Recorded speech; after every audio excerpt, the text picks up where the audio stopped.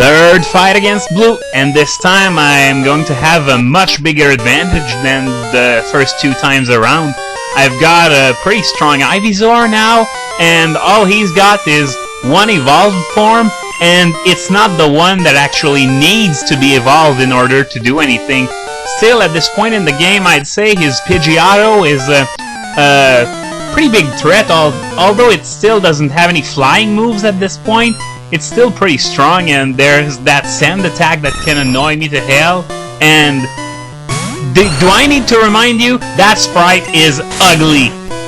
There were a few Pokemon that they got right off the bat with Red and Blue, and this one was not one of them. I wonder if it's just that they didn't have the final designs down yet, or if it's just that they completely redesigned the Pokemon in order to do the anime, which would be quite reasonable considering in yellow the sprites were updated to fit the anime better. So this is all just a theory. I really don't know what caused that. This one's comical relief. Yeah, you can miss all you want. It's not gonna strike back. All it knows is teleport. He hasn't even given it a TM. I mean, in other games, you fight some trainer Zabras that at least have TMs, but this one, nothing! Just teleport! Okay, now we're facing that Rattata. I was right in the end, it's really a Rattata. So yeah, 1-hit KO with Vine Whip, and now it's Charmander. Now there's no messing around. That thing is going to burn me to hell if I don't defeat it quickly. And how much damage do I do? Hey! Not bad! 1/2! Now if I can... Oh! It missed! Again? That's twice in a row! Well, at least it does... 3 times in a row? Well, at least it's not using Ember. Again? A 4th time in a row? 5 times?! You gotta be kidding me! Okay, I thought it was gonna miss again, but still, I missed 5 times in a row. It could have obliterated me in those 5 turns. But instead, all it did was use Leer and Scratch, not Ember. What was he thinking? He's the worst fucking trainer ever! Oh yeah, and it's really fun when you miss 5 times in a row with Tackle after just 1 sand attack. 1 sand attack, not 4. 1! That's the kind of thing that caused Double Team to get banned, and that's why it should rightfully stay so. Oh, now he's talking about Bill having invented that shitty storage system I was talking about earlier? And he wants me to thank him for it? Well, thank him my ass! All he's gonna get from me is a swift kick in the rear! Yeah, when I'm done with him, he's not gonna be able to sit down for 2 months! Okay, on another note, taking the Nugget Bridge challenge. By the way, when Blue left earlier, I should note in Fire Red and Leaf Green, he'd give you that thing that would record gossip about the gym leaders and Giovanni and the Elite Four and stuff. Personally, I don't really see the point. Sure, it gives a little depth to the characters, but I'm an OCD level completionist and I never even bothered to fill it out, even though that's a really easy thing to do.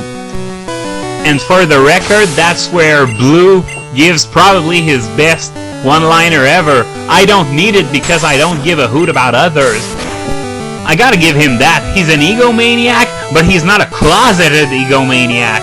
Alright, fighting more fucking weak bugs. Oh, jeez. Anyway, to clear something up, last time around I was talking about how giving the Bubble Beam TM to Persian was a good idea, but that doesn't mean I plan on training one. That was just to say that using the Bubble Beam TM on something that could not get surfed yet use Bubble Beam effectively was the best course of action you could take. Because, well, yeah, surf's not available until much later, but using a one-time TM that could be used on something permanently to good effect is a complete waste when you put it on a Pokemon, on a water-type Pokemon, and then you override it with Surf later on. You just wasted your one Bubble Beam TM, and there are many Pokemon who would cry out for that TM. That's what I meant basically by my comments on Bubble Bee. Oh, and when I was talking about horrible sprites, just look at that one. It barely looks like a female Nidoran. It almost looks more like a Silcoon or a Cascoon. Level 27? Yay! Only 3 more till Razor Leaf. But those are going to be 3 long levels, and the reason is that I am going to raise a second team member in the meantime. Okay, now I'm going to go back to the Pokemon Center and heal. I don't feel like tempting fate by facing another trainer and getting my ass kicked because I didn't heal enough. And I'd better be cautious because such a thing happened to me not long ago in Final Fantasy VI. It was when I escaped the Magitech research facility. I forgot to save before the minecart ride, and I was just about to get out of Vector, and suddenly a trapper hit me with level 5 death, and, well, need I say it? My entire party started suffering from a slight case of dead. All of them, so don't let this happen to you in any game. Always save when you can, always heal when you can. Okay, now we're moving up from Caterpie and Weedle to powerhouses like Rattata. Yeah, and given that the whole Nugget Bridge challenge thing is just some way to scout for Team Rocket members, as we'll see a bit later on, well, that certainly explains a lot of things about how incompetent the Rocket Grunts are. I mean, if all you gotta do is beat a few youngsters and bug catchers to get into Team Rocket, they set the bar really low, which would explain a few things about Jesse and James. I mean, how many times have they failed to get that Pikachu now? 500 plus, and that's a conservative estimate? Yeah, so now we know where all that comes from. We all knew it, but now it's official.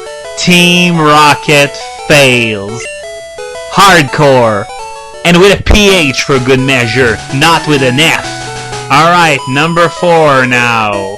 I wonder if all those children are aware of that whole challenge being an admittance test into Team Rocket, or if they're just blissfully unaware of it and genuinely thinking this is just a contest for a prize. Oh, sand attack falls to the 99.6 glitch? Well, that's ironic, and what's even stranger is that it's not the first time in this video that that glitch kicks in. I've seen it, I think, twice against Blue's Charmander, and at least once against another trainer earlier on, so that's at the very least the 4th time just in this video that glitch kicks in. And all for the opponent, never for me, though there's no real way to know when your attacks are below 100% accuracy, such as Tackle, which only has 95. Anyway, this is the last trainer for this part, and after that I'm going to recheck that video and note where every occurrence of the 99.6 glitch kicked in, and I will write that down in the video's description if you're interested. Because let's not kid ourselves, this doesn't look like a 1 in 256 occurrence at all. So now I've killed that Mankey, that really doesn't look like a Mankey, so stay tuned for more. I complete the challenge next time!